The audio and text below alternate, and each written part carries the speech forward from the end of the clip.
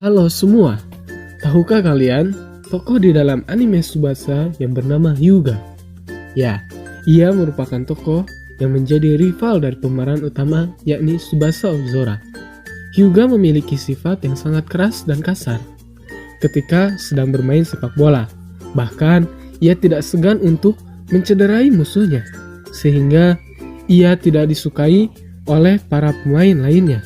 Tetapi di balik semua sikapnya itu, ia merupakan seorang kakak yang sangat sayang kepada adik-adiknya. Bahkan ketika adiknya belum terbangun dari tidur, ia bangun terlebih dahulu untuk bekerja. Ia bekerja bukan tanpa alasan, melainkan ia harus bisa untuk membiayai dirinya sendiri dan adik-adiknya, agar tidak terlalu menyusahkan ibunya.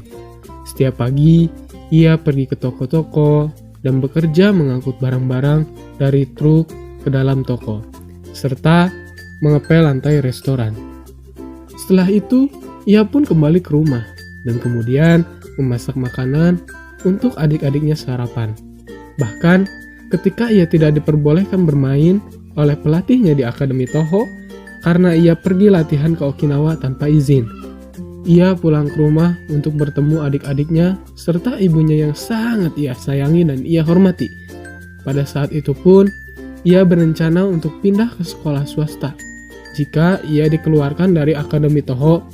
Tetapi, seperti sikapnya yang biasa, ia tidak mau membebani ibunya dan akan terus berjuang untuk keluarganya.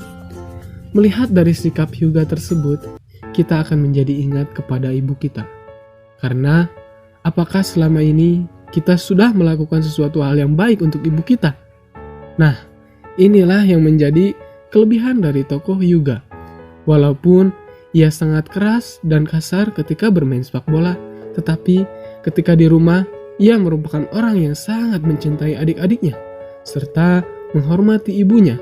Karena seperti di dalam hadis yang diriwayatkan oleh Abu Hurairah, Rasulullah Shallallahu Alaihi Wasallam bersabda, yang artinya, dari Abu Hurairah, dia berkata, ada seorang anak laki-laki datang kepada Rasulullah Shallallahu Alaihi Wasallam dan bertanya, wahai Rasulullah Shallallahu Alaihi Wasallam, siapakah orang yang paling berhak aku perlakukan dengan baik? Rasul pun menjawab, ibumu. Lalu siapa lagi? Ibumu. Siapa lagi Rasulullah? Ibumu. Siapa lagi? Ayahmu. Dari hadis tersebut, kita jadi tahu bahwasannya ibu itu merupakan orang yang sangat mulia, karena beliaulah yang mengandung, melahirkan, serta menyusui kita sewaktu kecil. Sehingga kita harus menyayangi serta menghormatinya selama ia masih hidup. Karena kalian juga harus tahu bahwa surga itu ada di telapak kaki ibu, yang berarti jika kita ingin mendapatkan surganya Allah Subhanahu wa Ta'ala, salah satunya yaitu dengan memuliakan ibu kita. Intinya, sekeras apapun kita kepada orang lain, ketika bertemu dengan ibu, maka kita harus senantiasa menyayangi dan menghormatinya.